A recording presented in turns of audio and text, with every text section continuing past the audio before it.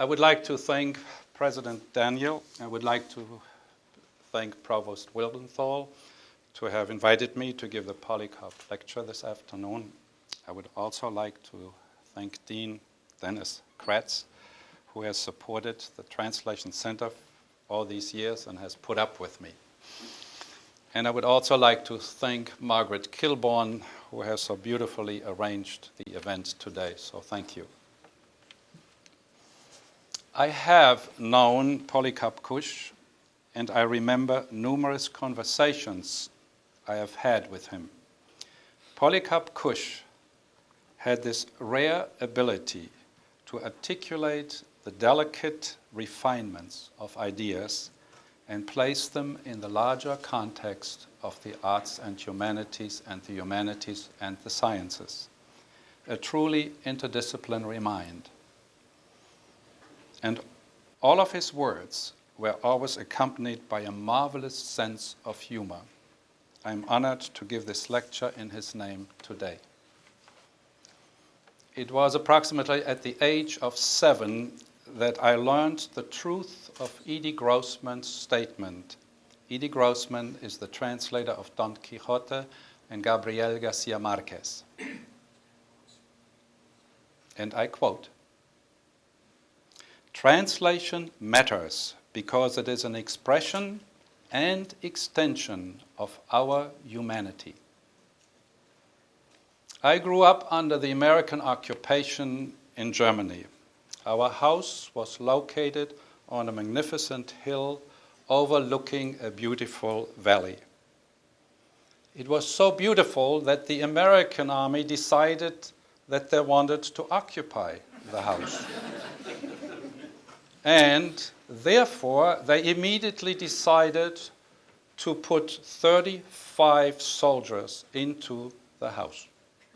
The 35 soldiers asked us to evacuate the house within 20 minutes and told us we could only take that which was on the back of our bodies.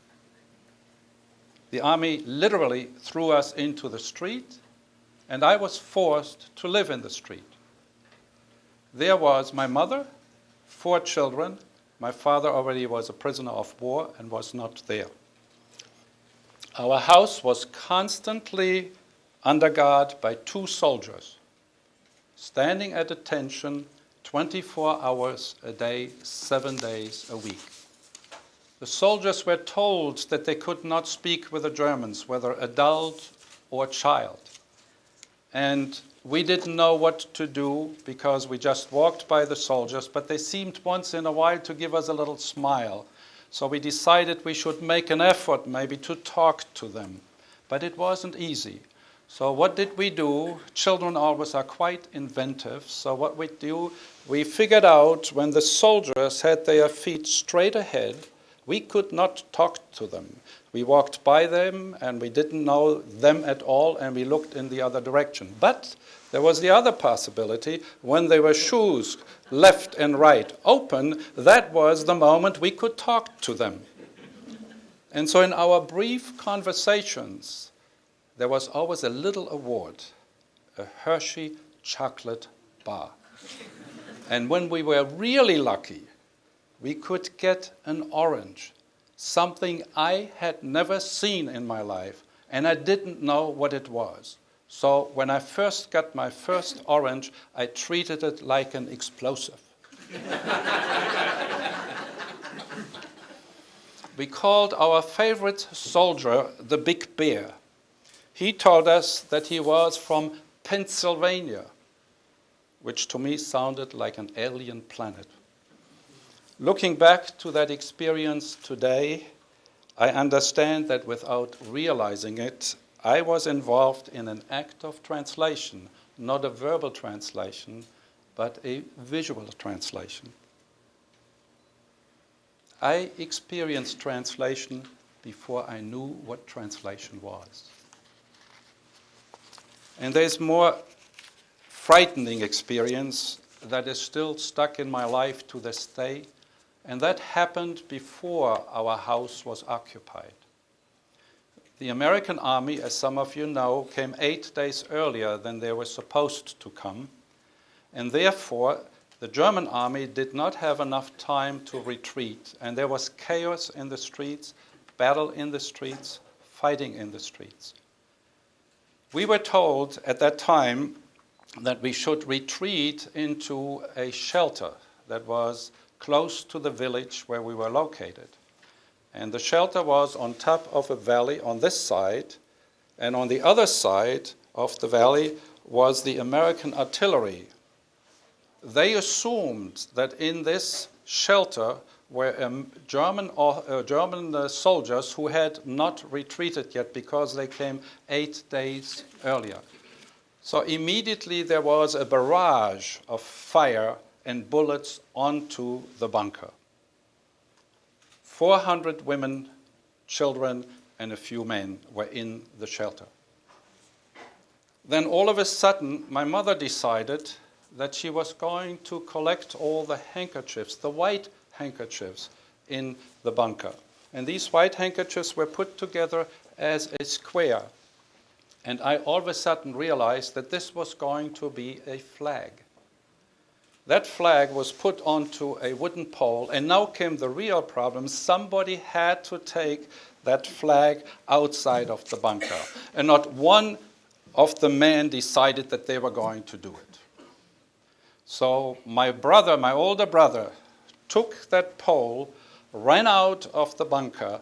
At that point, a bullet was going past his ear. He fell onto the ground, but still had the flag up in the air. And the firing stopped at that very moment. We were then allowed to get out of the bunker. The American army herded us outside of the bunker, and they were herding us up the hill, and as we were going up the hill, they were asking us to chant, "We are women and children, we are women and children, we are women and children." I obviously had no idea what that meant, none whatsoever. And above us, as we were going up the hill, the American double-decker planes were herding us, were above us as we were walking up the hill, and we continuously had to repeat this particular saying, "We are women and children, we are women and children." This life lesson inspired me to write the following poem. A blue sky cut the day into fear. We are women and children, crouched in the deep depth of a bomb shelter, sweating silent cries into dark echoes. We are women and children. Bullets begin to scream through the valley and resound in frozen faces of fear. We are women and children. A white flag of desperation silences the bullets. We are women and children. Translation was to be the leitmotif of my future education and training, which was reinforced by my piano training at a very early age. I learned how to memorize notes and then transfer them onto the keyboard. More importantly, I learned to feel notes, how to live inside a note, inside a tone or a sound. And later on, I transferred that ability, that technique, to the translation of verbal texts. I learned how to feel a word, which is more than reading it and seeing it and interpreting it. Playing the piano taught me how to establish a dialogue with a work, how to listen to sound nuances, how to explore the internal quality of sounds, sequences, and how to establish links between notes. The way I began to listen to a note was instrumental in how to listen to a word. Falling in love with a note is not different from falling in love with a word in English or a foreign language. It was only years later that I recognized that all of these acts of interpretation and interaction were all acts of translation. Unconsciously, I was actively involved in thinking about translation in musical terms early in my life, which later on shaped my thinking about the translation of literary texts. Just as I did not just play Beethoven, but many of the great composers, I was also forced to learn some languages. And that came that I had to learn French, German, English, Spanish, Italian, and even Latin. What is translation? To understand translation in an immediately accessible way, I quote a statement that George Steiner made in his epic study of translation after Babel, Aspects of Language and Translation. And I quote, "All acts of communication are acts of translation. In an extended sense, we can say that we are all consistently engaged in some form of translation process. Our speech, our perceptions, our ideas, and our interpretations are all products of a complex translation dynamic. But the communication I would like to focus on today is artistic communication and the multiple ways in which we as an audience interact with artistic media and expressions. I would like to explore the changes in new artistic forms that are not understood and many times found irritating to a contemporary audience.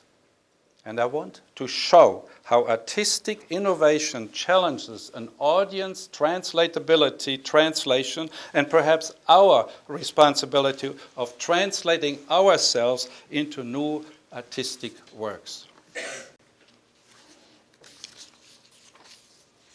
The artistic sensibility underwent a tremendous change from the second half of the 19th century into the 20th century.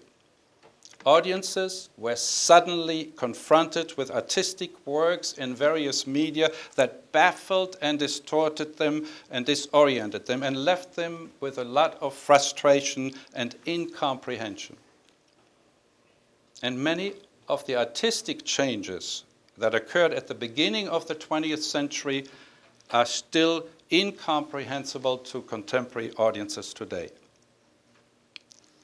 To visualize and to comprehend these changes, I want to go back to a work of an American composer, Charles Ives, little known at the time, who in 1908 revolutionized the musical world with his composition, The Unanswered Question.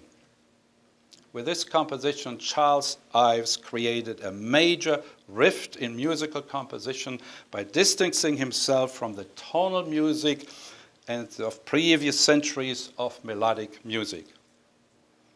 The Unanswered Question is a very eerie piece that comes from silence and it ends in silence as the strings play and prolong G major triads, all of a sudden interrupted by a scream from the trumpets. I'm reminded of Stéphane Mallarmé's saying at the end of his poem where he says, "Musicien du silence," the musician of silence. At the same time, on the other side of the Atlantic, Arnold Schoenberg, unaware of Charles Ives, created his own work of atonal music. Schoenberg was keenly aware that a new wind was blowing at the beginning of the 20th century, and he became fascinated with the German poet Stefan Georges' prophetic words, "Ich fühle Luft aus anderem Planeten." I feel air from another planet. These words haunted Schoenberg, and he wanted to immortalize those words, and therefore he put them into his second string quartet and put a soprano into this, who then promoted Ich fühle Luft aus anderem Planeten. Ives' introduction was the juxtaposition of tones. However, the emergence of dissonance is not restricted to music alone. All artists in the 20th and 21st century, painters, musicians, and composers, writers, needed to face the unanswered question in their respective forms of expression. Charles Ives' question was both philosophical and musical. Friedrich Nietzsche had stuck a knife into previous philosophical traditions when he sent Zarathustra to the forest and had him declare, God is dead. What happens when previously accepted forms of philosophical and artistic expression collapse and the road to new artistic forms of expression are still under construction? Ives started the question in purely musical terms, whither music, but that idea of whither music applies to all the other arts, whither literature, whither the arts. These are the unanswered questions. Interestingly enough, Leonard Bernstein chose the unanswered question for the title of the Charles Eliot Norton Lectures, which he delivered at Harvard, and they were published in book form in 1973. To my mind, these lectures offer the reader and the listener not only an overview of musical thinking in the 20th century, but also guidelines of how audiences can be introduced to the thinking of modern art and modern music. Bernstein was noted for bringing modern music to life in the context of the other arts. In these 6 lectures, Bernstein continuously reminds us that all changes that occurred throughout the past century have been one thing in common. Artists were dissatisfied with the forms of expression that they had inherited before. And these artists were desperately looking for new creative impulses to foster an expansion of expressivity. The creative needs of writers, painters, composers could no longer be realized through the compositional structures of previous centuries. Bernstein wants the audience to get a feeling for the diverse innovations that the modern art brought about. He dramatically changed the sensibility of the 20th century, and that sensibility has caused the disturbances for the audience and still alienates the audience today. Bernstein's elaborations, explications, and comments come from the point of view of the artist.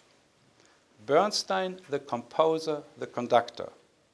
All of Bernstein's observations, explication, and aesthetic insights in the unanswered question come from his as the creating and performing artists.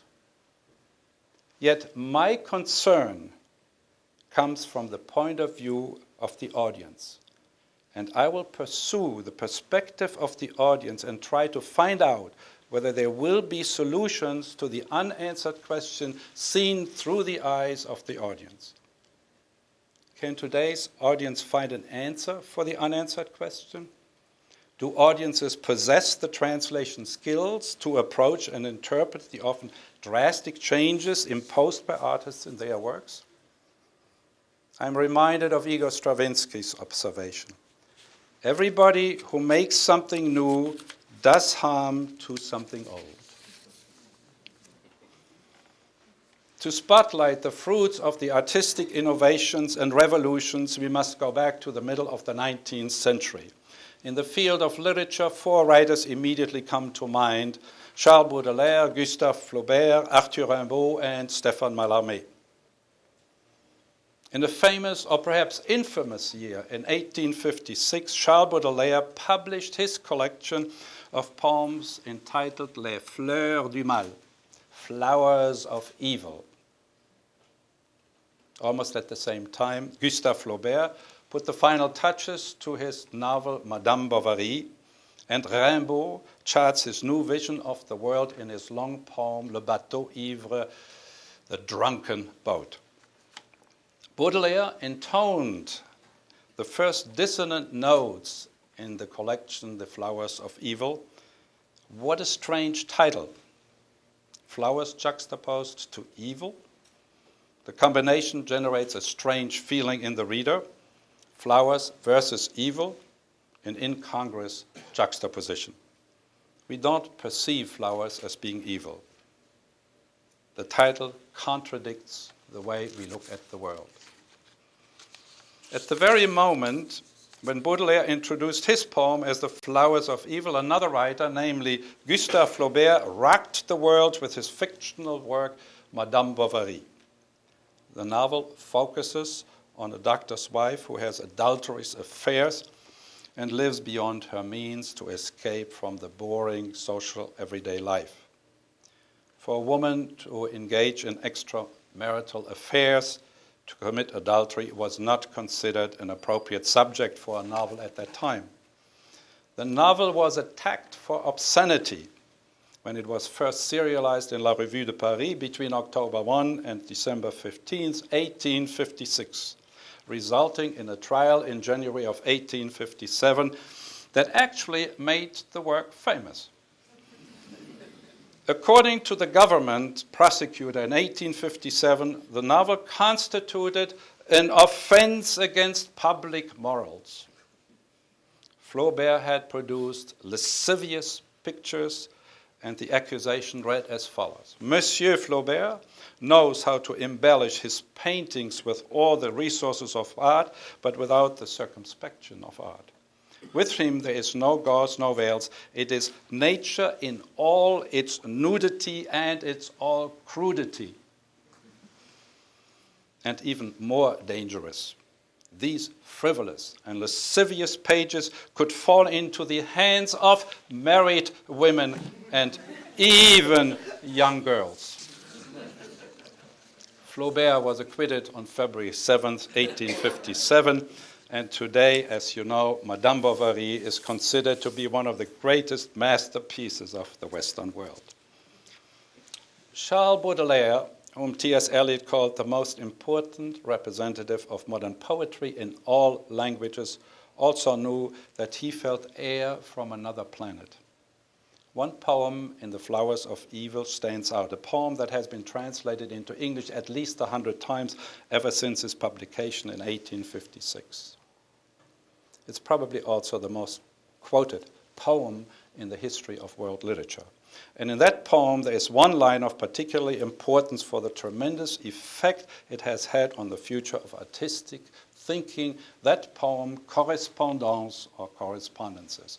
And there's one line in that poem that I suppose has been already sculptured into the memory of all cultures, and it's les parfums, les couleurs et les sons se répondent. Les parfums, les couleurs et les sons se répondent.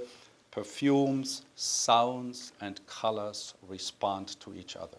Perfumes, sounds, and colors respond to each other.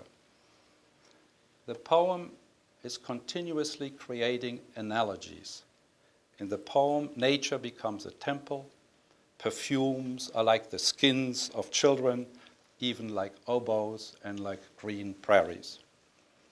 All of these analogies come to full fruition in this particular sentence: les parfums, les couleurs et les sons se répondent. Baudelaire made it possible for writers, painters, and composers to open up a universe where relationships between images, sounds, colors, and signs can be created endlessly. From Baudelaire to the age of multimedia was only a small step. Les parfums, les couleurs et les sons se répondent must be seen as a major expansion of artistic expressivity. Arthur Rimbaud, the enfant terrible of the 19th century, he was really pretty bad, immediately understood the implications of Baudelaire's line, les parfums, les couleurs et les sons se répondent. He quickly composed a poem called Vowels, in which he establishes analogies between the letters of the alphabet and corresponding colors. That is probably the forerunner of Sesame Street. And let's not forget that Arthur Rimbaud also wrote most of the lyrics for Jim Morrison. Just read the beginning.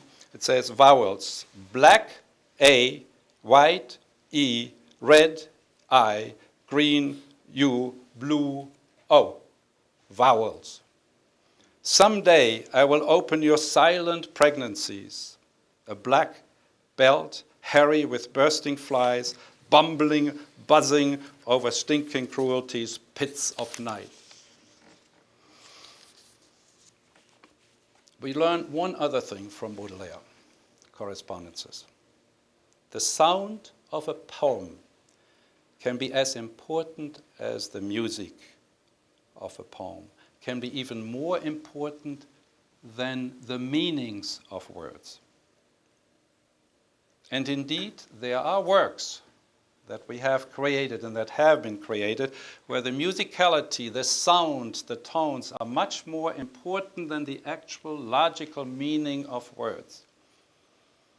Often meaning can be transmitted much more vigorously through sonority and music than it can through the semantic limitations of words and through the lively interaction of words and sound. I would like for you to listen to a brief excerpt where the music of words has totally obscured the meaning of words. The Lucky Speech from Waiting for Godot by Samuel Beckett.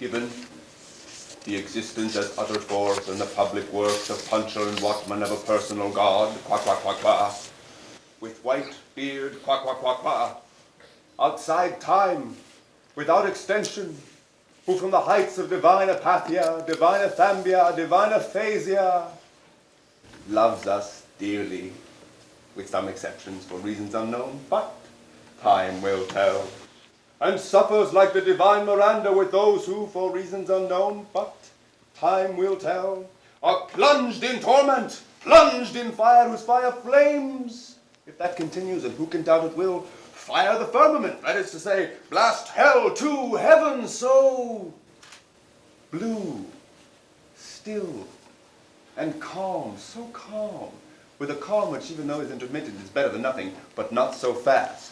And considering what is more, that as a result of the labors left unfinished, crowned by the Academy of Anthropommetry, of Essay and Posse, of Testu and Cunard, it is established beyond all doubt, all other doubt than that which clings to the labors of men, that as the result of the labors of Testu and Cunard, it is established as hereinafter, but not so fast, for reasons unknown, that as a result of the public works of Puncher and Wachman, it is established beyond all doubt that in view of the labors of Fartov and Belcher, left unfinished for reasons unknown, of Testu and Cunard left unfinished, it is established what many deny, that man in Posse, of Testu and Cunard, that man in Essay, that man in short, that man in brief, in spite of the strides of alimentation and defecation, wastes and pines, wastes and pines, and concurrently, simultaneously, what is more for reasons unknown, in spite of the strides of physical culture, the practice of sports such as tennis, football, running, cycling, swimming, flying, floating, riding, gliding, corneting, camogie, skating, tennis of all kinds, dying, flying, sports of all sorts, autumn, summer, winter, winter tennis of all kinds, hockey, tennis, Cunard. I resume. Riding, gliding, golf, 18 holes, tennis of all sorts, penicillin, succedanea, in a word, fades away. I resume. Fulham, Clapham, in a word, the dead lost per head since the death of Bishop Berkeley, being to the tune of 1 inch 4 ounce per head, approximately, by and large, more or less, to the nearest decimal, good measure, round figure, stark naked in the stocking feet in Connemara, and a word for reasons unknown, no matter what matter, the facts are there. And considering what is more, much more grave, that in the light of the labors lost of Steinweg and Peterman, it appears that what is more, much more grave, that in the light of the labors lost of Steinweg and Peterman, that in the plains, in the mountains, by the seas, by the rivers, running water, running fire, the air is the same, and then in the earth, namely the air, and then the earth and the great cold, the great dark, the earth, abode of stones, and the great cold, Alas, alas, in the year of their Lord 600 and something, the air, the earth, the sea, the earth, abode of stones, and the great deeps and the great cold, on land, on sea, and in the air. I resume, for reasons unknown, but not so fast, I resume. The tennis, so calm, Cunard, tennis, the stones, Cunard, the skull, the skull, the skull, the skull, and Connemara, but not so fast, I resume. The tennis, stones, Cunard, tennis, unfinished!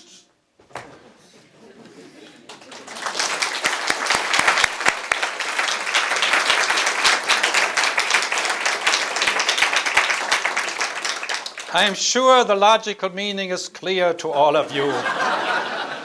It will be on your next test in multiple questions. This particular piece lives on language. The scholars try to explain at the beginning, it says, given the existence, and then God is there. So there are all kinds of explications of what this is, and obviously it has nothing to do, because Beckett is at his best, where he is destroying the language to make meaning out of sound and language that has no longer logical connotations. Several decades before Beckett, there's another playwright by the name of Alfred Ravi, had shocked the world with his play King Ubu, or Le Roi Ubu, in which he not only used very, very bad words, but also mutilated these words to the extent that they became offensive. When the actor Firmin Gemier, in the role of Ubu or Ubu, entered the stage, screamed a very sonorous "Merdre, merdre, merdre, chitre, chitre, chitre." The scandal started. The spectators screamed, whistled, threw objects onto the stage, and most of the spectators left the theater as Ubu carried his enormous belly across the stage. The chitre broke all conveniences of accepted structures. The play had its premiere on December 10th, 1896.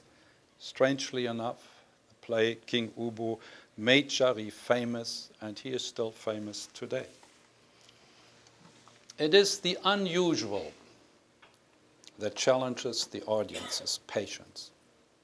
That which unusual attracts the creative mind of the artist.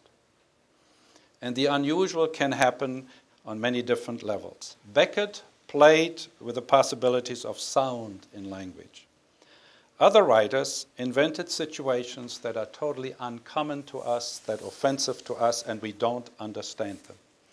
The contemporary writer Ilse Aichinger wrote a story called The Bound Man. She presents a man who is tied up by ropes and tries to function within these ropes, actually quite successfully. And then there is Franz Kafka with The Metamorphosis. The first sentence of this reads, as Gregory Samsa woke up one morning from uneasy dreams, he found himself transformed in his bed into a gigantic insect. Isaac Babel went one step further, and he called one of his stories The Sin of Jesus. These are situations that challenges the reader, and the reader is uncomfortable because these situations fall outside of the reader's experience, and therefore they don't necessarily fall within the reader's experiences. We have already seen the trouble that Gustave Flaubert had caused with his Madame Bovary, and then shortly thereafter, Émile Zola, added one other thing to the subject of the novels, and that was he introduced prostitutes as a feasible subject matter of a novel. And perhaps one last play that goes example that comes a little closer to us is the German playwright Rolf Hochhuth. He went one step further in his play. The play is called The Deputy in 1963, which accuses the Pope of having collaborated with the Nazis. You can imagine the reaction. The play was not allowed to be played in Italy. The French production met with the usual solid ingredients, tomatoes, eggs, and other solid objects, even like chairs. To question and even attack the Pope is taboo. How can we convince the audience to give a play like this a justifiable existence in our lives. The audience did not know how to interact with these works, since it would take a veritable translation ability to adjust ideas and forms of expression that are outside of the audience's experience. And I want to show one more very delicate part of how the thinking has changed in our imagination. And I'm particularly attracted by the tremendous change that have taken place in poetic thinking. A poetic thinking that actually really challenges the reader to its ultimate limits. I take an example from the German poet Rainer Maria Rilke, who shouts in one of his other poems, The Archaic Torsos of Apollo, he says, "Du musst dein Leben ändern," you must change your life. And that is a leitmotif that goes through the 20th century. But the one that I would like to focus on is the first poem that Rainer Maria Rilke wrote of the Sonnets to Orpheus, the Sonnets to Orpheus. And it's a very strange beginning, but it characterizes of how our thinking, poetic thinking, how our interpretive thinking has changed. I read it in English. A tree sprang up, O pure uprising. O Orpheus sings, O tall tree in the ear. Silence everywhere, yet even in that silence, a new beginning, a wink, and a change. So the question really comes when a poet writes a tall tree in your ear. How can you visualize this? Are you running around with a tree in your ear and it comes out?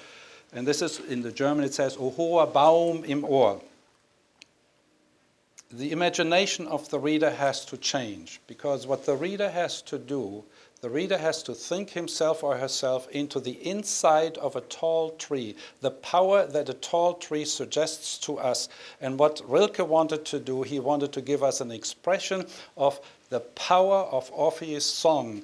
And the only way that he thought he could do it, by transferring the inherent power that is inside the tree, to translate this into the ear. That's a strange way of looking of how to create power that comes out of a non-descriptive element. These writers, they were all involved in creating new ideas, new forms of expression, but I want to draw our attention to this. At the same time, these writers were really driven by a great fear, because they did no longer know what kind of subject matters were appropriate for them to be dealing with in their works. And what do? A lot of writers and other artists also, they are choosing the writing about the creative process as a new subject for the work. That is to say, Pablo Neruda writes a poem, a terrified poet confronted with an empty page and doesn't know what to write. And then there is this marvelous experience of Marcel Proust, who wrote a 4,000-page novel, and in the last part of the novel it says, "I am now ready to write my novel."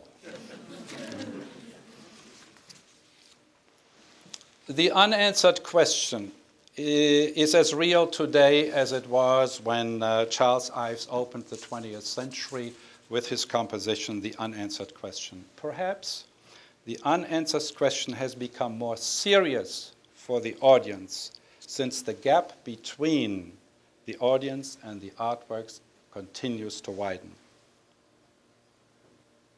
Are new artworks so far removed from the audience that the audience can no longer participate in them? Are artists only creating works for other artists? And does the audience no longer wish to participate in the tremendous changes that have taken place in music, literature, and the arts? Do we read avant-garde novels? Do we listen to atonal music? Do we respond at all to the experiments of contemporary art? Do some of the innovations that present themselves as major ruptures or even revolutions deserve an audience? have the artists become so enamored with experimentation for the sake of experimentation? How does an audience acquire the tools to interpret works that are so far removed from their sensibility? The dilemma we are facing today is the diminished audience. Audiences leave museums without that the works have spoken to them. Contemporary classical music literally drives listeners out of the music halls. And the experimentation with non-traditional forms raises the level of frustration in audiences. Should we make a serious effort to open ourselves to these forms? Or should we continue exclusively for the next 200 years to Mozart and Beethoven? For the modern audience, the unanswered question can be formulated simply like this. Is an interaction with modern art still possible or desirable? And if so, how can the modern audience find entrance into these works? Many times we would love to appreciate an art form and even participate in it, but we don't know how to do it. We feel a sense of responsibility to understand the work of art, but don't know how to approach it. Therefore, I propose the model of translation thinking and practice to open a dialogue with the work of art. What does the successful act of translation teach us that would facilitate the entrance of the audience into the foreign? What kind of thinking and attitude must the audience bring to modern art in order to participate in the innovative creations of artists and not rejecting the foreign? Since modern art requires the active participation of the reader, we also have to look at the audience, that the audience must make an intellectual effort to enter into these artworks. Translation has the power to link the known with the unknown in the other language, to find ways to embrace the dissonant and make the dissonant accessible in an understandable way. The inherent power of translation lies in its ability to build bridges between here and there. As we, as translators, cross the bridge from one language to the other, our thought process undergoes a tremendous change, an intriguing change. We leave some of our prejudices and preconceived notions behind us, and we begin to think ourselves into the situations of the other side at the bridge. A willingness to embrace the other accompanies the walk across the bridge. And the translator undergoes a strange transformation. They no longer insist that their way is the only way to look at the world. They adopt a sense of openness toward the other, toward the foreign. Translation becomes an encounter with the other and not a confrontation. Translators undertake a strange voyage. There's no final destination. They move from one moment to the other, but the one thing they do, they build continuous associations from one side to the other, from one work to the other. And that constant being at both sides, I have referred to as associative thinking. Words, situation, sounds, and signs are always seen in relationships between two languages, not isolated phenomena. What we can learn from translators and the practice of translation is the ability to develop associative thinking in order to counteract the restrictions of linear thinking. The excitement of translation thinking lies in the practice of constantly discovering and pursuing linkages between incongruous elements. The translator ultimately embraces the incomprehensible and the untranslatable and still achieves a coherent result. We, as educators, can no longer sustain, promote linear, one-dimensional thinking. One-dimensional thinking cannot thrive, cannot comprehend, and has no place in a three-dimensional world. in order not to promote incestual thinking, where writers only write for writers, scholars only write for academicians, painters only paint to impress one another, and critics only critique one another. Action must be taken. Today, I encourage instructors and students to adopt the method of translation, which may offer the audience a new perspective of how to understand the creative process. I propose that we adopt the translation model as one possibility to prepare new avenues for the interpretation of new innovative works. The unanswered question now should read, how can we best use the model of translation to narrow the gap between the audience and the new artistic works? It is now the mission of the Center for Translation Studies at UTD to translate the form of associative thinking derived from the art and craft of translation into the audience. The model of translation fosters associative thinking and can therefore revitalize the act of interpretation and establish a dialogue with artistic works. Furthermore, the translation method could turn the opposition to modern art into an acceptance and appreciations of artistic forms that would reassure us we can find the center of a whole new mind.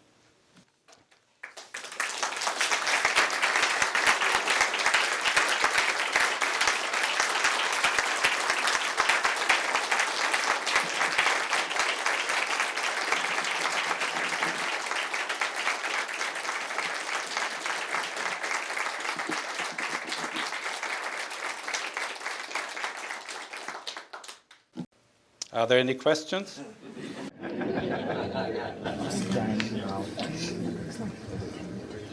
Rainer, could you say more about the inherent tension between the commitment to the artist and to the audience? It seems like you put yourself on the side of the audience. Yes, that was my intention. But there's a tension there, is there not? Well, there is a tension, and our biggest problem is that when we are exposed to new art, we go there and somebody tells us it's beautiful or not beautiful. And we go to museums or we read new works like the Beckett when it first came out, and we don't know what to do with it. And I think it is the function, ultimately of the academy to provide, and the critics for that matter. When I was in music school, we used to fool the critics because they never knew what was going on. So we would play things we would change things that were not in the score, and most of the critics would never realize this. So, but what I think is important, that we reassure us that each one of us has a creative instinct.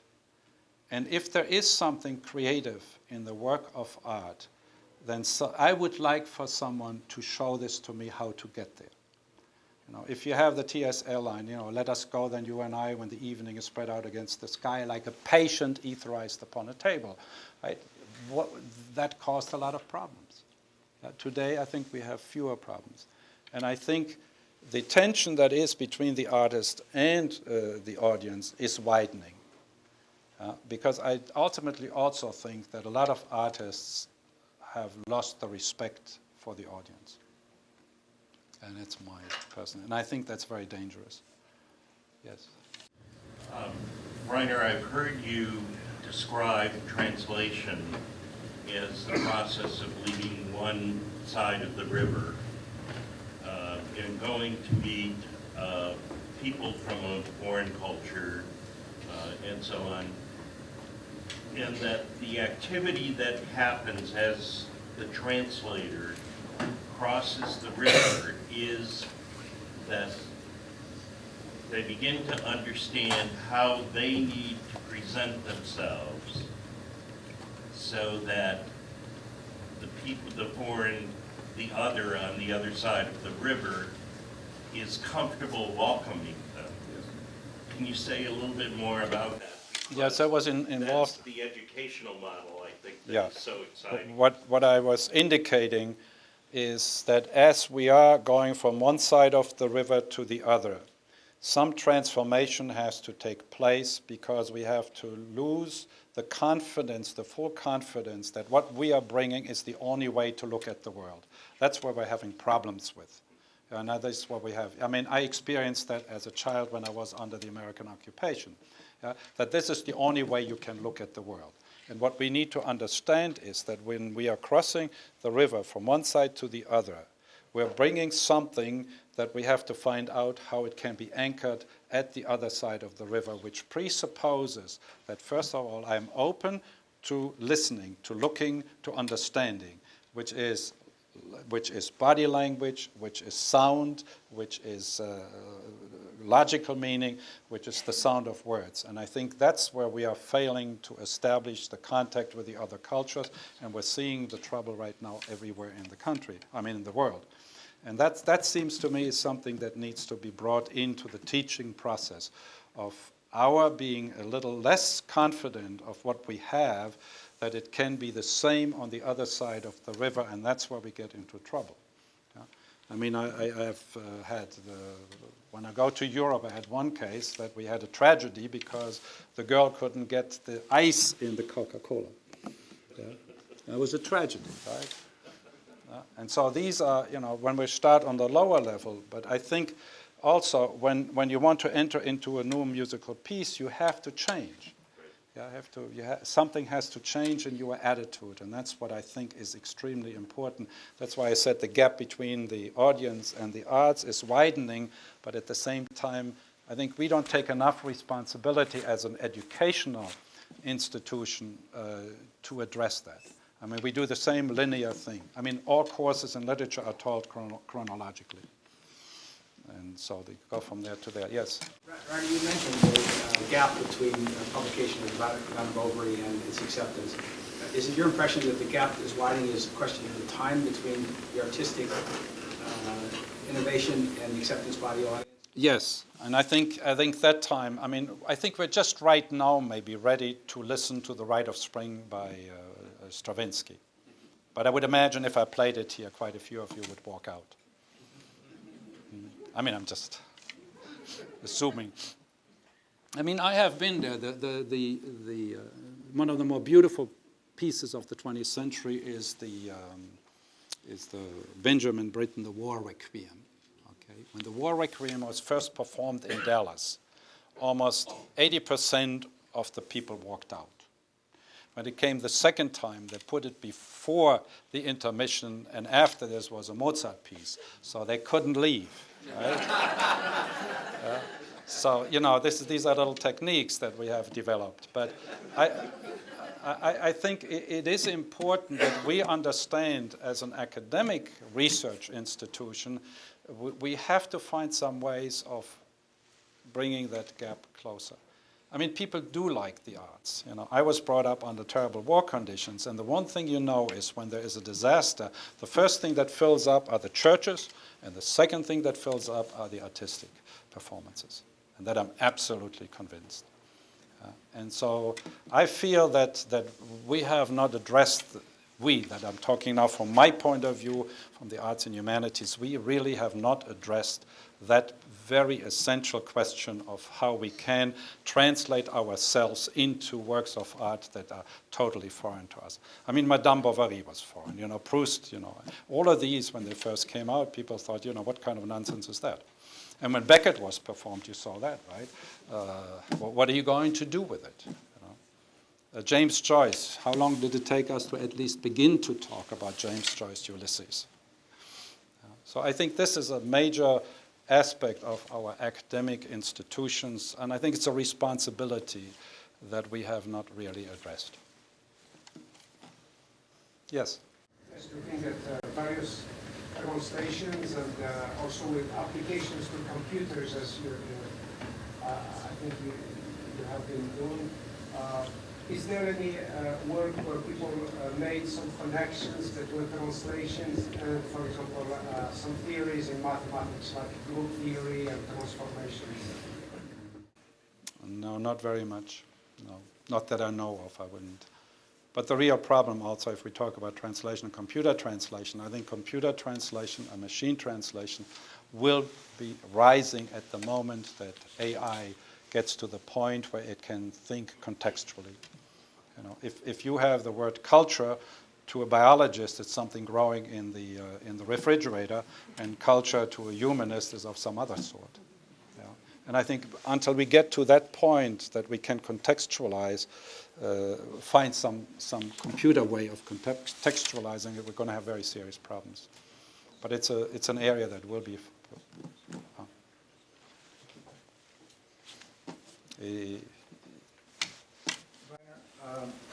Have your work on writing poetry influenced your work on translation and the other way around? Don't know. Don't know.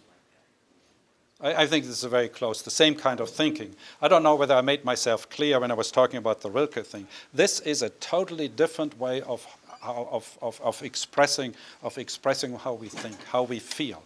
You know, because if I say I am bored, that doesn't do anything. So I have to create a different way of expressing that. And that's what I think is going on. And I think especially also the younger generation thinks much more metaphorically than we do. Connie. Rainer, I feel a sense that your work is a journey that you are taking from the one side of that hill overlooking that beautiful valley back to, and in time, part of the other hill where your home, perhaps, where your home was located. I realize that's kind of a far out observation, but there seems to me to be some connection there. So it was far out. It was what? No, I'm not sure whether I fully follow it, so that's why I'm not reacting. Can you repeat it, please? It probably will not be any better than the first time. I get a sense that your work is your personal journey from that one side of the hill overlooking that beautiful valley back to the other hill where you're home. Oh, okay. Yes, I follow this. Yes, that makes sense to me. That does make sense to me. And I think there is something very profound in that. I mean, I was... What? What was that? We've never been accused of that. Oh. No. But I hope that we will pay a little more attention of how we translate ourselves into other cultures, perhaps a little more, how should I say, patient. But I also think it is extremely important that we begin to learn and especially transplant this to our students, that they know how to approach a new work that at the beginning seems to be totally inaccessible. And what happens is in many cases it's very irritating. And I'm not too sure. And I think we're not adequately addressing this at this point. And I think poetic thinking can help. When I brought the Rilke, it's a little strange. You know, maybe that example is a little difficult to understand. But to all of a sudden that a poet comes and puts a huge tree into your ear, if you begin to speak about this in logical terms, you must say, you know, Rilke, you're totally out of your mind. So, finish. Let's thank Rainer.